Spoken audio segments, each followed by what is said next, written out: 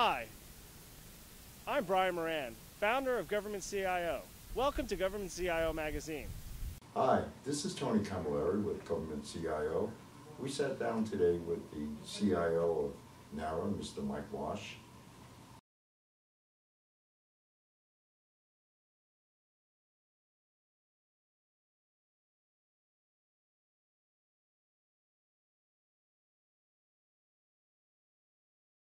Well, here at the National Archives, there have been some very, very large information services initiatives underway for years.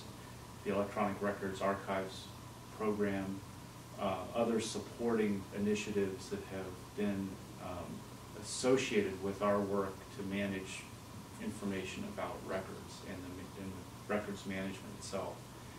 So over the last 12 or 13 months that I've been here, a lot of the initiatives have been underway, and the work that I've been doing to help mature the organization has really been a strategic and a coordination activity to try to associate these key initiatives together in a way that we can continue to improve our overall operations of our information systems. But specifically, one of the biggest initiatives is one that actually has occurred just this week. Our work in making the 1940 census records available for the first time in electronic form to the world, and that was released on Monday. So creating the information systems to support that has been a huge initiative. That is actually a transformational initiative in itself. But also preparing the agency and the agency's web presence to be able to support that type of initiative has been one of the key initiatives as well. So there's been almost a sea change that's been going on from an organization that has been somewhat quiet and providing access to records on a modest level, if you will, in today's world, to now making widely expected and very popular records available broadly is a huge transformation that we've had to work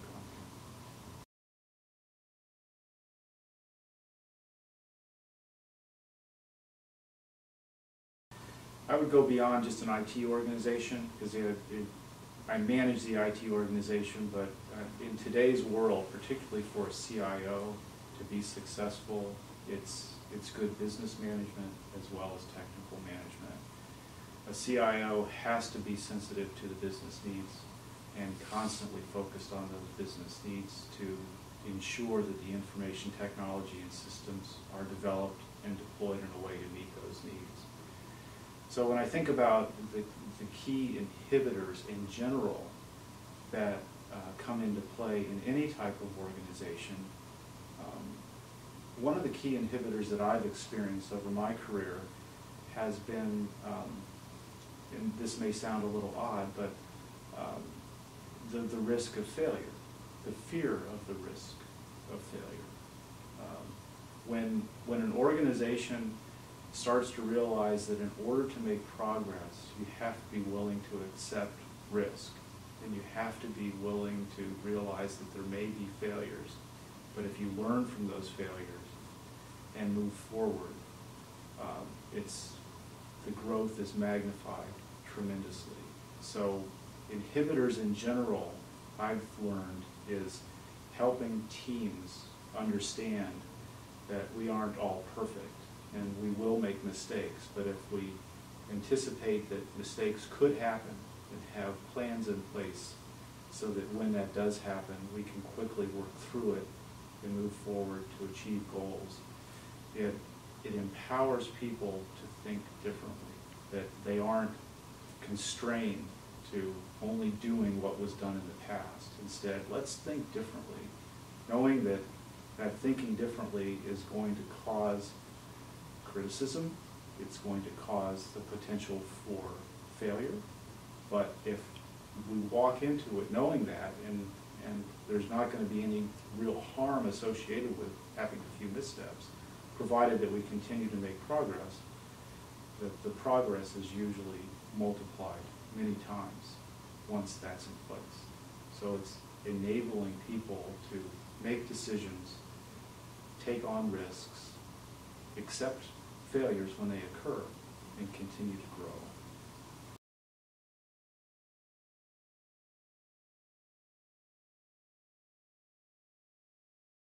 There's a couple parts to that. I'd like to go back to my comment that IT organizations today need to be business savvy and very aware of what the business needs are, in addition to being really good at IT.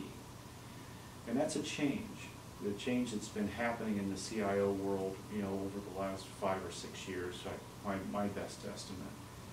Early on, when the CIOs were first established in the corporate world as well as in the government space, the CIOs were primarily responsible for maintaining data centers, IT operations, making sure that the systems were in place and reliable and functioning.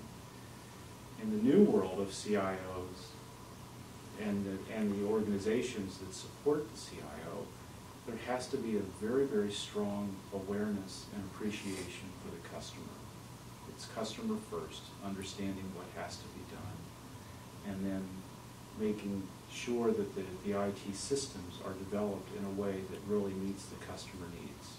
So it's much more than making sure that the servers and the networks and the infrastructures are working. It's much, much more than that now. So one of the key enablers in looking at how to staff an organization like that is looking for people that are technically savvy in understanding today's technology and also realizing that the technology is changing at such a rapid rate that they have to be aware of what's coming on the horizon. Because the horizon for us is maybe 6 months away. It's not 18 months or 2 years away. Things happen fast. So there has to be technical savvy, customer focus, and an appreciation and a willingness to work in an environment that changes probably faster than you can describe it.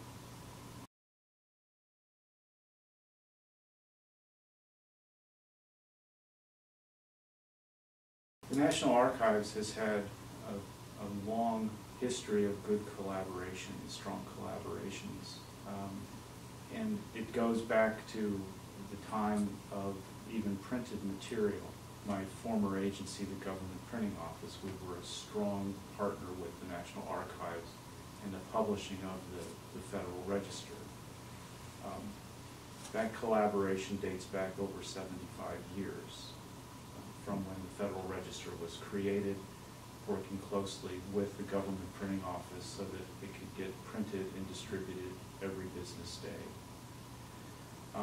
That collaboration stems from understanding the complementary nature of the two organizations. The Federal Register is responsible for composing and managing the newspaper of the federal government associated with the rules and regulations. The Government Printing Office is responsible for printing and publishing federal documents and publications. So strong complementary skills and an association that worked very well. The same is true in most any topic that you want to talk about when it comes to collaborations. It's an understanding of what the relationships and complementary aspects are. In today's world, where information is widely expected to be electronic in nature, and the mission of agencies don't necessarily change, the expectations for our need to collaborate are growing dramatically. In the world of electronic records, we need to figure out how to collaborate with every one of the federal agencies in participating with providing records to us in an electronic form, much as we have done over the years in getting analog records delivered to us in paper form, tapes, films, etc.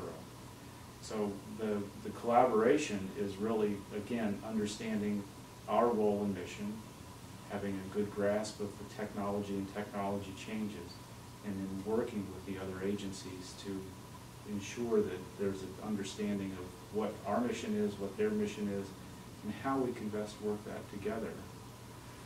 In the world, in the CIO world across the federal government, and in today's world of electronic records, there's a strong need for collaboration, because our electronic systems across the federal government need to work well together for us to really be able to manage the extremely high volume of electronic records that we're managing, and ultimately Nara is responsible for.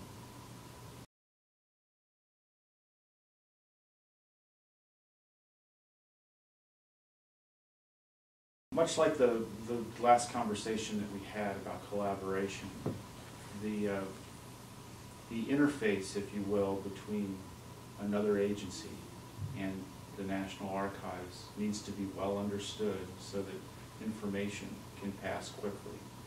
Just like in the days like today, where we receive physical boxes of materials from agencies that are delivering their records to the National Archives for preservation and archiving, that in one way, shape, or form is like an interface. The method of delivering those analog materials is in a box. There's a record schedule that's created, and the forms are associated with actually moving that material from one agency to the National Archives is well established and documented. That's an interface. As we move more and more into the electronic world, the equivalent of that type of interface has to be developed and coordinated with the other federal agencies so that that transfer of information can happen in a very seamless and effective way. So the more that agencies can work with us in understanding the process, the better. The more they can work with the National Archives in understanding how to do good records management of their own materials, the better. So they'll improve their records management process of what is an official record, what is not an official record, and how to manage those things through the records life cycle, which is a core skill of the National Archives, will help them, it helps us, and then the material will flow in a very effective way.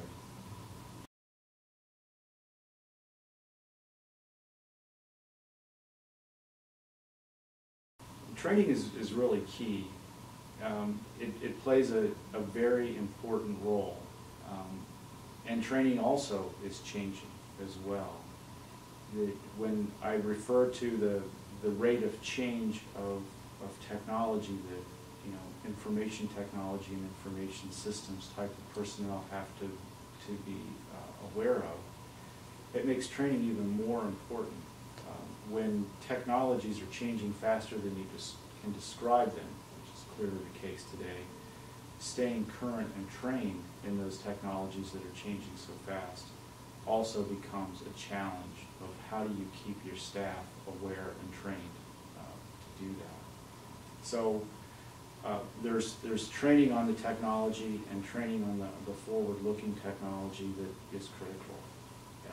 A lot of it is done by association with projects that are being worked on. Some of it is formal training, some of it is training on their own. But it goes back to how do you create an organization that is capable of handling the high demands of change and being customer focused.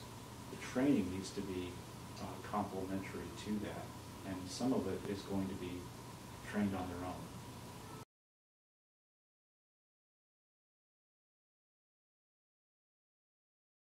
The portfolio planning is one of the key things that any CIO needs to be very well aligned with. Here at the National Archives, we have an IT portfolio of systems that is between 50 and 60 key systems, from very large to somewhat small.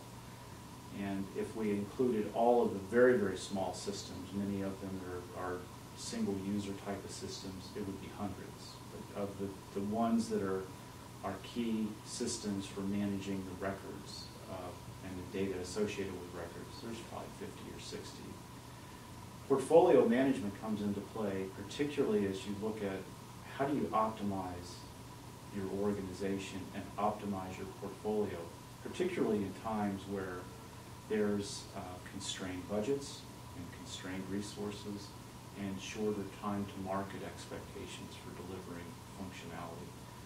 So what we've done here is, first step is always pretty easy. Try to gather the inventory of systems that are really part of our portfolio. It's an ongoing process in the federal government of maintaining portfolios, so that's really the easy part. The more difficult part comes in looking at the associations between those systems and how they need to relate and how they could actually converge or be merged together over time to actually, hopefully, shrink the portfolio in number of systems and having a roadmap, if you will, from what it is today to what it will be in the future, so that you can start to plan how you're going to get there. That's one aspect of it. The other aspect of it is really to create a governance system, and a governance process probably is a proper way to state it. And a governance process is a simple matter of describing which groups are responsible for which aspects of this portfolio of systems. We have project teams that go off and do things that create functionality, like the 1940 census I referred to earlier. There was a small project team with a very interesting public-private partnership associated with creating that solution. But then supporting that project team is a business requirements group that really goes and looks at what the customer needs are within the agency to figure out what needs to get resolved. And they manage a repository of data associated with what are the business needs that our information systems needs to do. So that group doesn't figure out how to do it, they just figure out what needs to get done. And then the next level of governance is an architecture group of understanding, now that we have the requirements, how do these requirements get mapped into our portfolio of systems so that we can leverage what we already have or create something new or merge functionality. It's playing that big chess game in the sky of all of these systems to best optimize the technology and resources and budget that we have to deliver the solutions that the business requirements define. And then ultimately there's a steering committee that has oversight. Many times in many agencies it's called an investment review board that looks at these portfolio of systems in some sort of aggregate, understands what the investment is going to be to deliver the functionality to meet the customer needs and the timing expectations so that they can have some oversight into how to best invest dollars and resources to meet the needs that are highest priority for the agency.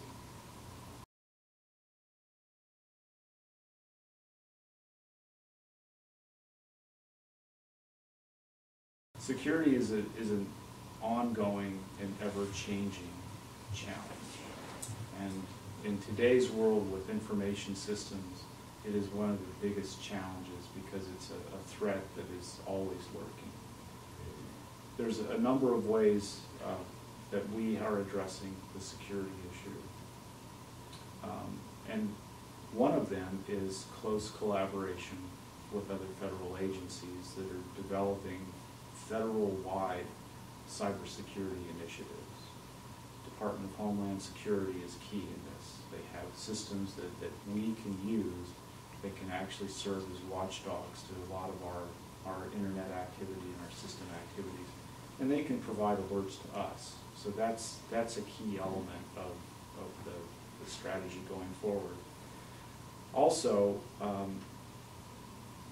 given the types of systems and the type of threats that are out there, we have to very, very carefully look at what those threats are, new and emerging, and make sure that we have tools in place in our information systems to be able to detect and quickly remediate any sort of threat that comes upon us. And that is an absolute ongoing activity. There's no stopping there, because as soon as there's one threat that's been addressed, another 2 or 3 come up. So it's continuous diligence toward the whole IT security and just never blinking.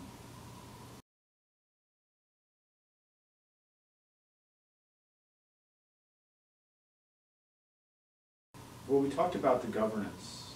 That's one of the key initiatives that we have right now is getting a governance structure in place and portfolio management in place using some very good best practices for system design lifecycle management, so that there's a very clear process starting with understanding what a system needs to do, leading to solutions that can be delivered that will be effective.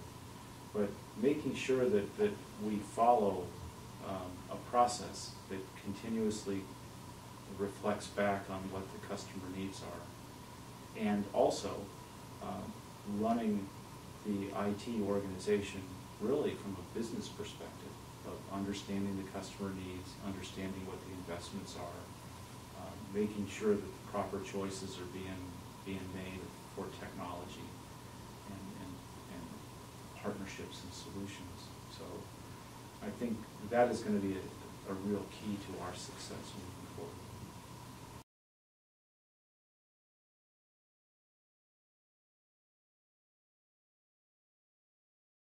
One of the key initiatives that we have here that it's still very much in the strategy stage, and it cuts across the entire government. And it's an initiative that you may have heard referred to as big data, the big data challenge. And when you read the words and start to look at the understanding of what big data means, you start thinking about, oh, there's a lot of data that's being stored and a lot of data that's being created. That's true, but when you're thinking about archiving and preserving big data, it becomes much, much more complicated. Even in the world of little data, when you start thinking about preserving little data and knowing what the implications of preservation means. Preservation means that whatever the information is, whether it's electronic data or analog data, that data is going to be usable in perpetuity, forever, the life of the Republic. So in the world of paper documents, we have preservation processes to ensure that that material is going to be kept in a way that it's not going to degrade in a way that it becomes unusable. And if it happens to happen, like for example some audio recordings, the media starts to degrade, so you have to do something to actually replace that. You take an audio recording, you convert it to a digital file, and then the challenge moves from that analog recording preservation on media to digital. And how are you going to make a digital recording usable in perpetuity? What is the readback mechanism going to be 50 or 100 years from now for an audio recording that was created from a tape? We don't know. So the whole preservation of electronic material is a huge challenge that we focus on. In the world of big data, where data is being created at an increasingly growing rate across the federal government, how do you manage that data knowing that it has to be preserved, aspects of it preserved in perpetuity, and then how do you really get your arms around gaining access to this data? A wonderful example is the 2010 census. In 2011, the National Archives took receipt of the 2010 census, which was collected completely in an electronic form by the census. It's now located here at the National Archives. It's 330 terabytes of data. That's big data, but it's only a drop in the bucket. The only effective way for us to receive 330 terabytes of data was on a truck. So talk about all these cool networks and gee whiz things of moving data around the universe, forget it. When you're talking about moving big data, the only effective way of doing it is physically. So we received racks of storage equipment from the Census Bureau, took physical receipt of it, 330 terabytes, and then we had to work on making sure that all the data was there as they said it was, and process it. Took months. That's big data. We know that NASA is sitting there with petabytes of data to send to us. So from a federal government perspective, and knowing the role of the National Archives, we need to find a solution to how to move big data, if we want to move it at all, and then how to manage that data so that it can be preserved in perpetuity. Very difficult questions that go well beyond just the National Archives. It's a federal government initiative that really needs to be addressed. And within the CIO Council, there's discussion of records management, which is good. There's discussion of big data, which is good. And there's also discussions about moving to the cloud. And the cloud ultimately is going to be part of the solution to data. And my contention is that how to deal with big data is to never move it. Leave data at rest. So if NASA creates 1.5 petabytes of data, what we need to do as a federal government is figure out where that data is, probably in some cloud environment, or would be a cloud environment, but eventually within NASA, gain access to that cloud so that Nara is now responsible for managing that data so that we have the burden of maintaining usefulness in perpetuity and never having to move it. So it's virtually managing data in a cloud environment and relieving the burden of moving, but the burden of preservation persists.